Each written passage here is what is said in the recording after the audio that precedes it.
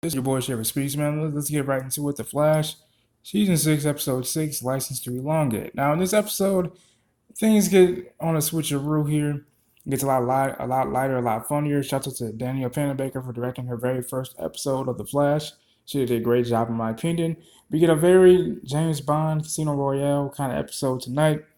Ralph and Barry go out to Midway City to further investigate and work on this Sue Dearborn case. Ralph says, "Look, man, in this type of mission, this type of swanky ass area, we're gonna have to blend in. We're gonna have to be suave and tact. We're not gonna be superheroes." Barry, of course, always having to take the lead, disobeys what Ralph says, and does it the Flash way. They get caught. They get captured by a guy by the name of Remington Meister. And so he throws a lot of golden finger references towards their way, just for good measure. And it's while they're tied up that Ralph and Barry have a bit of a heart to heart. Ralph says, "Look, man, even though you've always been the Flash, it's very important that Barry Allen gets some recognition and acknowledgement as well. You're not just the Flash, you're Barry Allen too."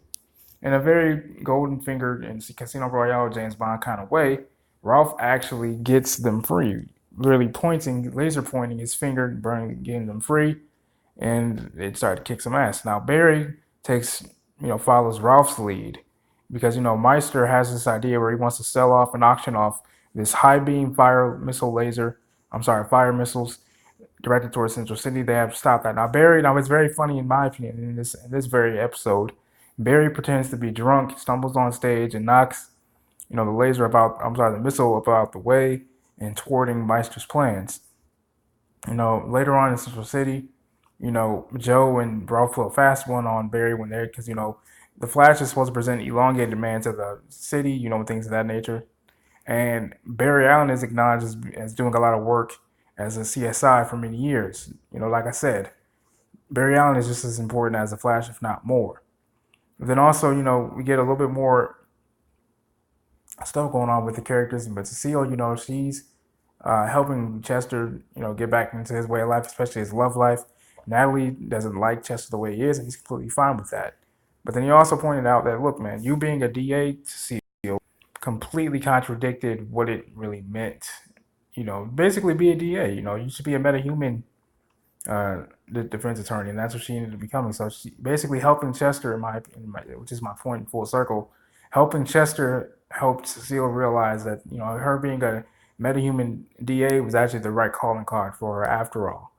But then also blood work. Ramsey becomes full-on blood work on this. He actually attacked Ralph at the very end of the episode, and that actually gave me a little bit of the creeps the way he did it. Because the next week's episode, the next couple weeks, we finally get blood work taking control of the Flash in Part 1, Season 6, Episode 7, The Last Temptation of Barry Allen, Part 1. I look forward to that, and Part 2, December 3rd. So let me know what you guys think, man. This has been your boy Shafferspeeks. I love you guys. Wish you guys to like, peace, and love. Oh, yeah, before I forget anything else,